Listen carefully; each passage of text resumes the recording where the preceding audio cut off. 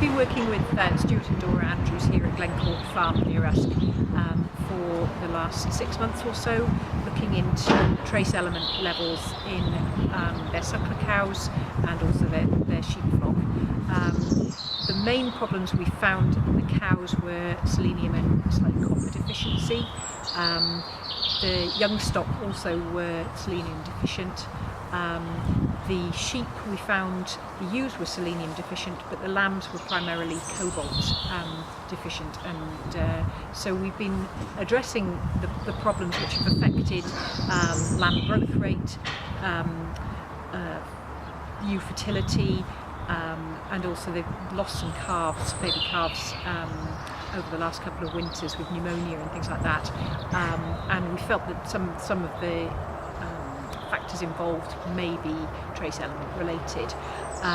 So what we've decided to do here is bolus the cows with a multi-trace element bolus at drying off for both the spring and the autumn calving herd. That will give the cows and the calves a good level of copper and selenium to improve the vitality of the calves and also improve the fertility of the cows going back to the bull.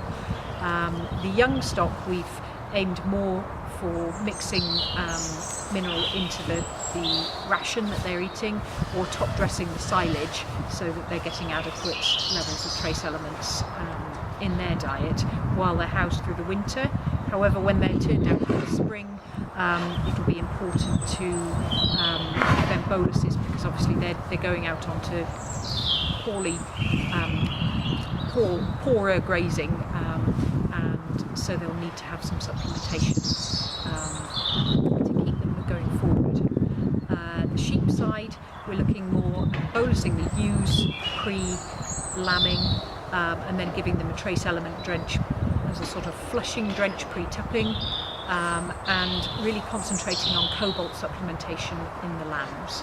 So that's either in the form of drenches, or for the more store type of lambs, they will be using a bolus this year and see how they get on with that.